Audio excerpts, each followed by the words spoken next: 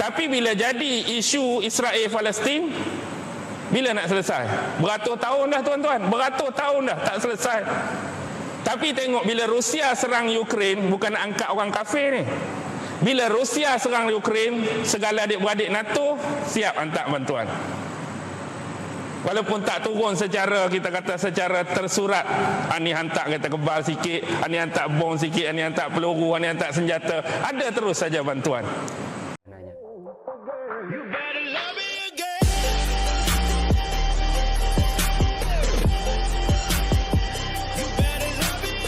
Assalamualaikum warahmatullahi ta'ala wabarakatuh. Jumpa lagi dengan saya Cak Ope dalam program Ngaji Bareng. Saya harap semuanya baik-baik saja dan mendapatkan ridho dari Allah Subhanahu wa taala. Amin amin ya rabbal alamin. Pada kesempatan kali ini kita akan ngisi otak kita ya, kita akan ngisi hati kita akan ngisi ilmu ataupun pengetahuan-pengetahuan yang mungkin tidak pernah kita ketahui sebelumnya. Karena dengan begitu insya Allah kehidupan kita ini akan lebih berwarna, akan lebih berhati-hati, akan lebih bermanfaat mungkin kepada orang lain atau paling tidak kepada diri sendiri apabila kita sering melakukan yang namanya ngaji ataupun sering mengisi nutrisi hati, nutrisi otak dan lain sebagainya. Dan pada kesempatan kali ini karena kami merasa sudah lama nggak mendengarkan ceramah ataupun ilmu yang disampaikan oleh Ustadz yang satu ini, dan teman-teman pasti tahu karena di thumbnail sudah ada ya, yaitu Ustadz Auni Muhammad. Sebagaimana teman-teman sudah mungkin banyak yang tahu, sebagaimana Ustadz Auni ini ilmunya yang sangat luar biasa, ingatannya, terus sejarahnya yang dikuasai, terus banyak hal-hal yang sulit didapatkan di dalam orang lain, tapi Ustadz ini sangat mumpuni di bidangnya.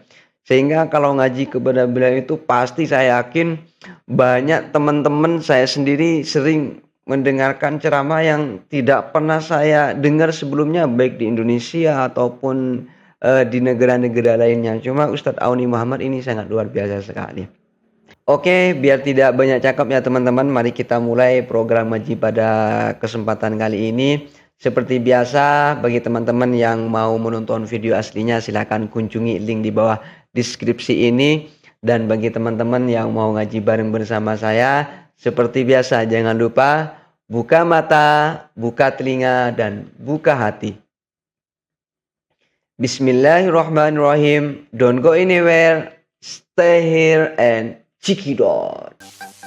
Ustaz, di subscribe dan dibantu biar cepat besar channelnya. Dia ni siapa sebenarnya? Bila Said Qutb, buku Said Qutb tadi sebut Umar dengan Al-Walid. Apa hubungan Umar dengan Al-Walid sebenarnya?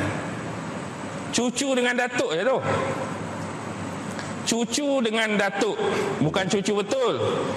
Umar tu ialah cucu saudara, Al-Walid bin Al-Mughirah ialah datuk saudara dia. Kalau masalah silsilah macam ni, Ustadz ini sangat menguasai sekali ya. Dan biasanya kalau saya sendiri tuh agak bingung dan agak sulit untuk mengingat ya. Mungkin karena saking banyaknya dosa saya sehingga untuk hal macam ini saja kurang begitu cerdas ataupun kurang begitu pintar dan mengingat masalah silsilah macam ini. Tapi kalau Ustadz ini luar biasa, makanya ini sulit untuk menemukan sosok seperti Ustadz ini ya. Nampak tak salah silah mereka ni? Macam ni.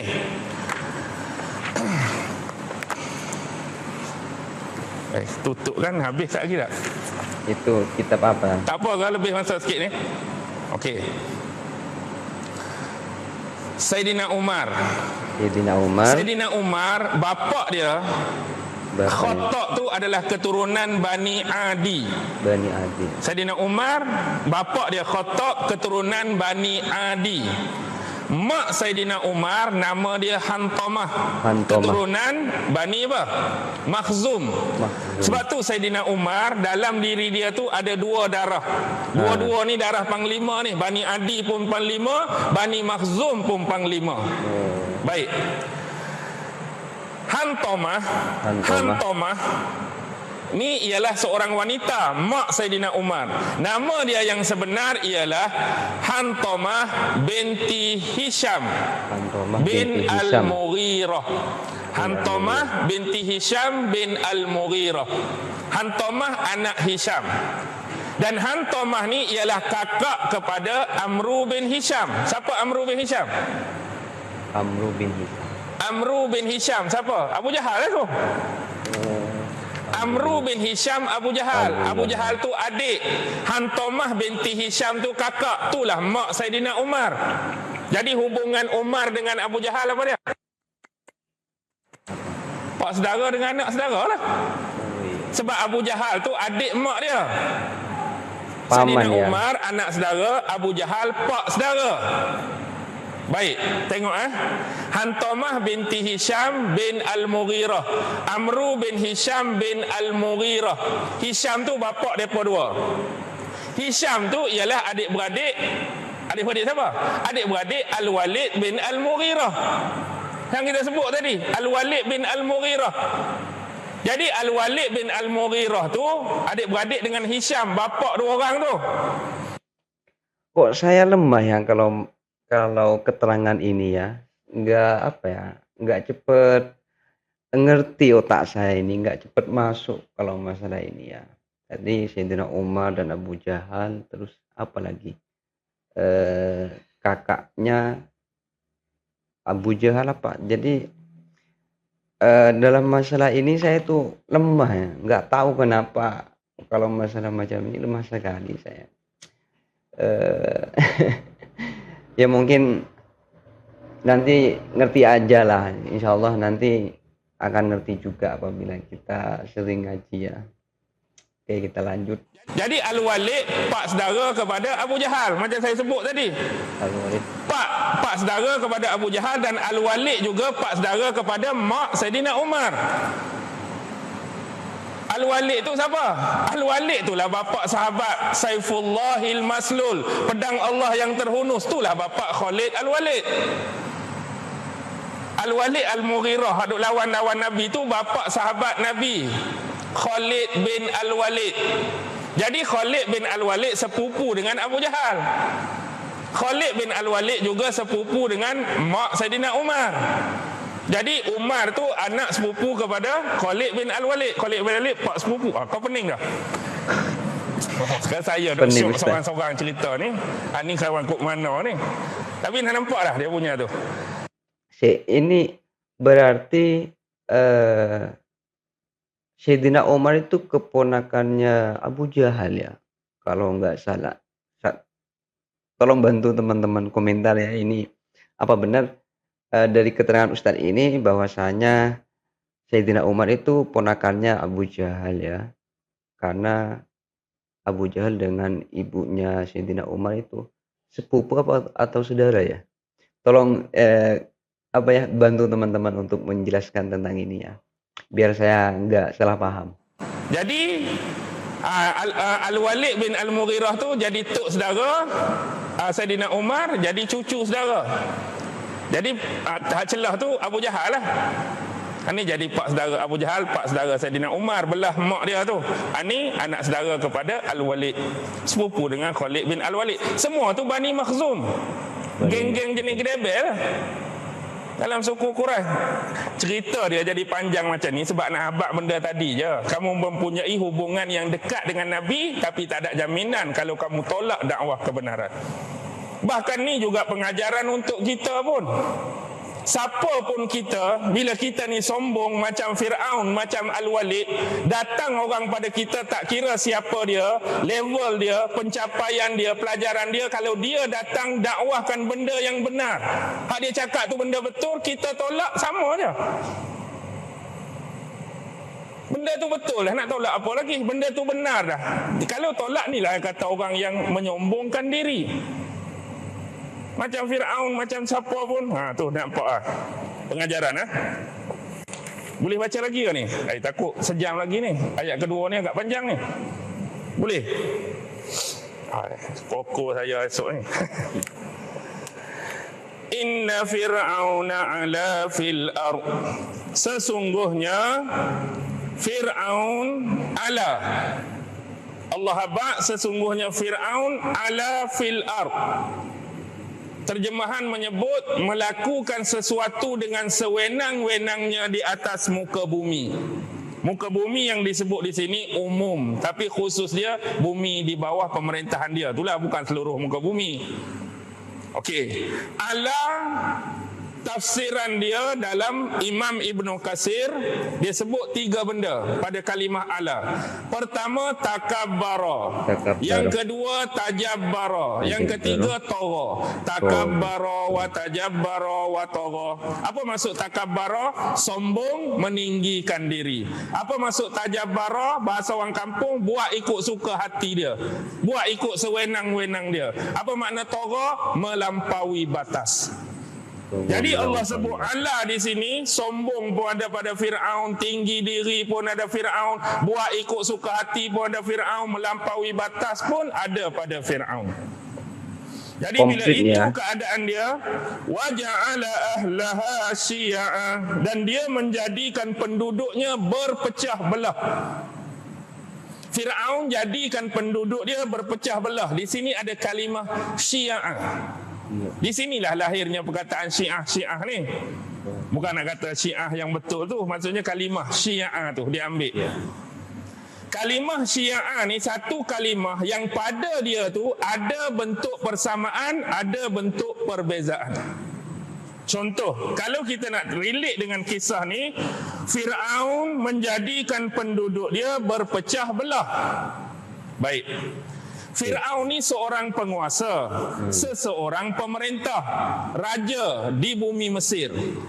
Kita akan nampak satu benda yang kontradiksi di sini. Kebiasaannya, bila seorang raja, seorang penguasa, seorang pemerintah, dia nak jaga legasi atau warisan pemerintahan dia, biasa dia seru kepada rakyat dia saling bekerjasama, saling tolong menolong, saling bantu membantu, saling bahu membahu, saling bersikap bertoleransi, bertolak ansur kalau dia nak jaga legasi. Ni ayat ni sebut dia menjadikan penduduk dia berpecah belah. Kalau berpecah belah maksudnya makin lemah. Berpecah belah tak ada kekuatan. Lagu mana Fir'aun nak jaga legasi dia? Okey. Maksud Syiah ialah dari sudut persamaan, apabila kamu dipecahkan mengikut kumpulan tertentu, kamu asal besar, kesatuan yang besar dipecahkan. Walaupun dipecahkan, sudut persamaan dia kena terima ideologi yang sama. Apa yang diterapkan dan ditanamkan oleh Fir'aun, walaupun ada grup ni, kumpulan ni, aliran ni, mazhab ni ke apa ke, kamu kena percaya bahawa Fir'aun adalah pemerintah yang paling unggul. Fir'aun pemerintah yang paling utama. Fir'aun pemerintah yang tidak terbatas. Segala undang-undang yang digezet, segala perkataan dia kena dengar, kena akur, kena taat, kena patuh. Maksudnya walaupun pecah tu, persamaan dia semua kena anggap Fir'aun macam tu.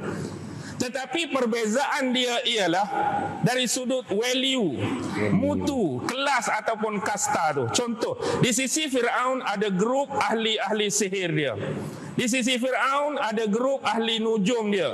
Di sisi Fir'aun ada grup menteri-menteri dia.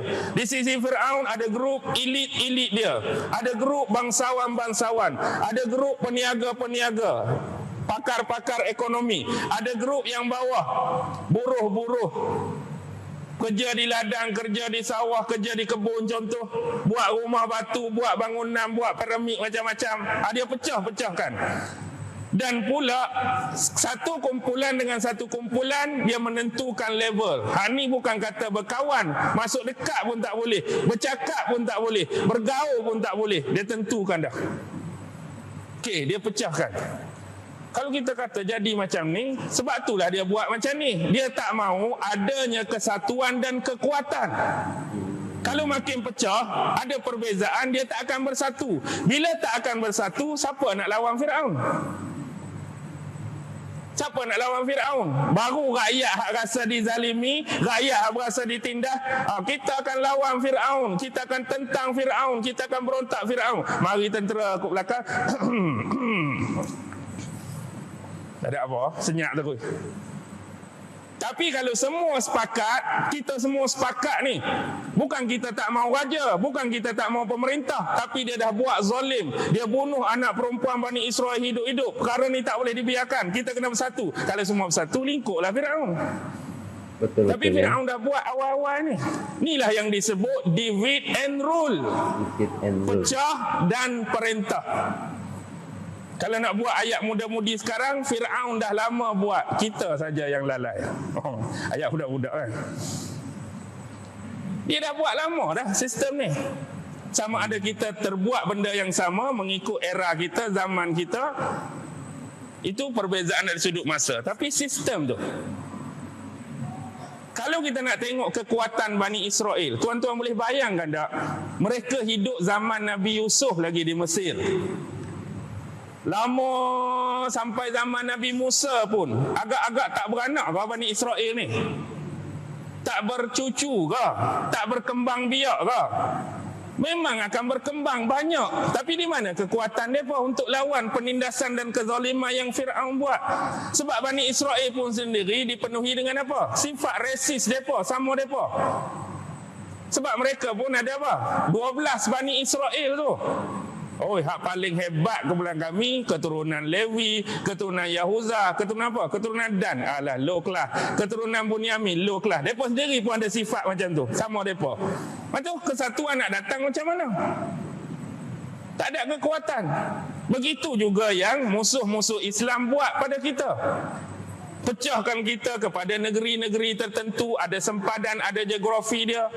Dulu bila kita sebut Syam, kita boleh gambarkan Syam ni satu wilayah yang besar.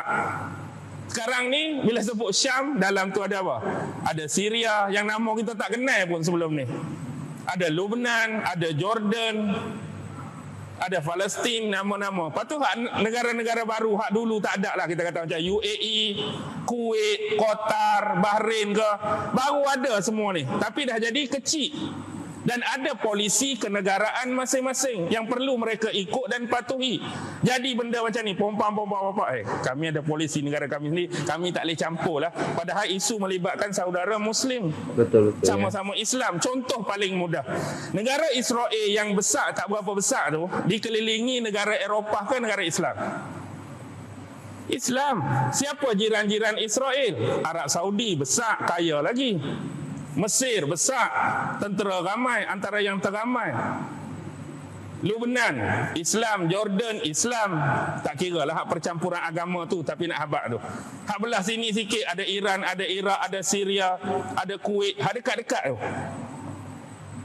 Tapi bila jadi isu Israel Palestin, bila nak selesai? Beratus tahun dah tuan-tuan, beratus tahun dah tak selesai. Tapi tengok bila Rusia serang Ukraine, bukan nak angkat orang kafir ni. Bila Rusia serang Ukraine, segala adik-beradik NATO siap hantar bantuan. Walaupun tak turun secara, kita kata secara tersurat.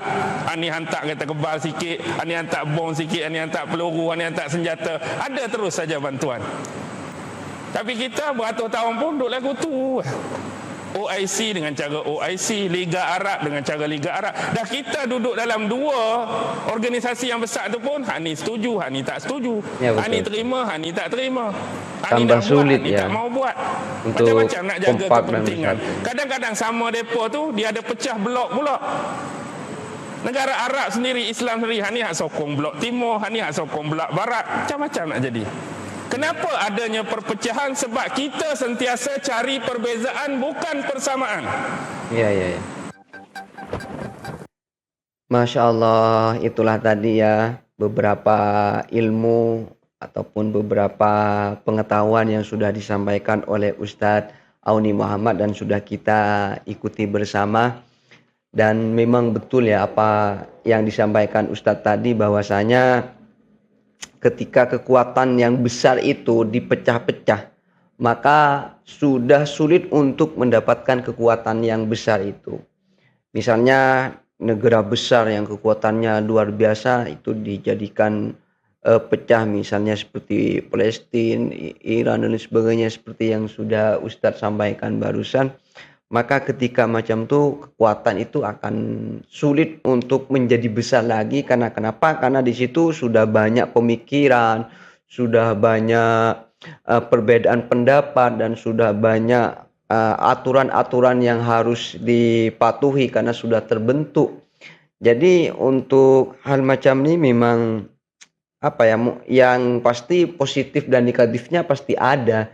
Cuma ketika kita lebih condong melihat kekuatan besar yang kekuatan besar yang biasanya bisa dimiliki cuma karena banyaknya apa ya, anggaplah bukan perpecahan siapa ya, anggaplah, bagian-bagian ya dibagi yang asalnya besar dibagi terus. Misalnya negara besar dijadikan negara ini, negara ini, negara ini, negara ini, negara ini, akhirnya sulit untuk mendapatkan kekuatan yang besar itu. Dan masih banyak mungkin kesimpulan-kesimpulan lain yang mungkin saya tidak bisa, apa ya, yang tidak bisa saya, jelaskan melalui kata-kata dan bahkan mungkin kesimpulan yang saya dapatkan tadi itu mungkin masih salah ya, tolong dikoreksi teman-teman. Kalau misalnya ada yang salah, silakan diluruskan di komentar ya, karena saya juga, pemikiran saya juga terbatas, tidak secerdas Ustadz Auni Muhammad ya, dan tidak secerdas mungkin teman-teman yang menonton video ini. Jadi di sini saya bukan lebih ke mereaksi ya, tapi lebih ke ngajinya. Karena saya jujur saya ini bodoh, saya ini tidak apa ya, tidak mempunyai ilmu dan harus banyak belajar. Oke teman-teman, saya kira ngaji bareng pada kesempatan kali ini saya cukupkan ya. Mohon maaf apabila ada kesalahan. Salam untuk semua keluarga di rumah, tetap jaga istirahat, jaga makan, dan jaga kesehatan ya. Akhirnya dari kami, Cak Ope pamit ya. Ihdinas siratal mustaqim. Assalamualaikum warahmatullahi taala wabarakatuh.